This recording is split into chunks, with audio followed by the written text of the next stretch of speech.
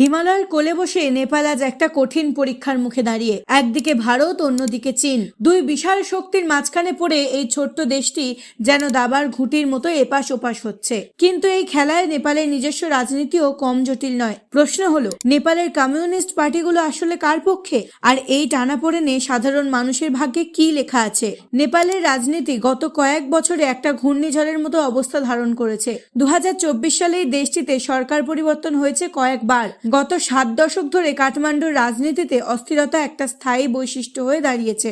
এই পরিস্থিতিতে দেশের 68% মানুষ মনে করে নেপাল ভুল পথে এগিয়ে যাচ্ছে। সবচেয়ে আকর্ষণীয় বিষয় হলো কেপি শর্মা ওলির ক্ষমতায় ফিরে আসা।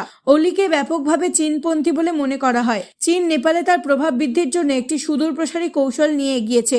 বারবার ব্যর্থ হওয়ার পর চীন এখন নেপালের দুই প্রধান কমিউনিস্ট পার্টিকে একত্রিত করার জন্য নতুন কৌশল নিয়েছে। এর মধ্যে রয়েছে বর্তমান নেতাদের সরিয়ে নতুন চীনপন্থী নেতাদের প্রতিষ্ঠা করা। বিশ্লেষকরা বলছেন, তারা এমন একটা নেপাল তৈরি করতে চাইছেন যা চীনের জন্য কোনো হুমকি হবে না। ভারতের জন্য নেপালের পরিস্থিতি বিশেষভাবে উদ্বেগজনক। প্রচন্ড অলি জোটের ক্ষমতায় আসা ভারতের কৌশলগত স্বার্থের জন্য উদ্বেগের কারণ দুই কমিউনিস্ট নেতাকে চীনপন্থী বলে মনে করা হয়। এটা এমন একটা সময় ঘটেছে যখন ভারত ও চীন নেপালে ভূ রাজনৈতিক প্রভাবের জন্য প্রতিযোগিতায় লিপ্ত।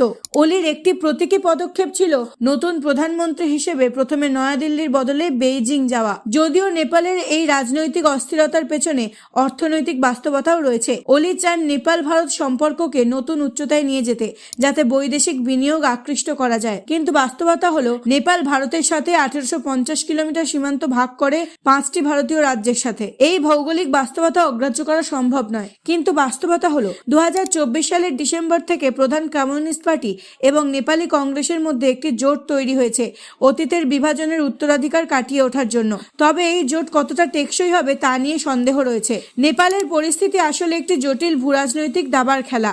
ছোট্ট এই দেশটি দুই বিশাল প্রতিবেশীর মধ্যে নিজের অস্তিত্ব টিকিয়ে রাখার চেষ্টা করছে। কমিউনিস্ট পার্টিগুলোর অভ্যন্তরীণ দ্বন্দ্ব, চীনের ক্রমবর্ধমান প্রভাব আর ভারতের ঐতিহ্যবাহী আধিপত্য, এসব মিলিয়ে নেপালের রাজনীতি এক অনিশ্চয়তার পথে এগিয়ে চলেছে।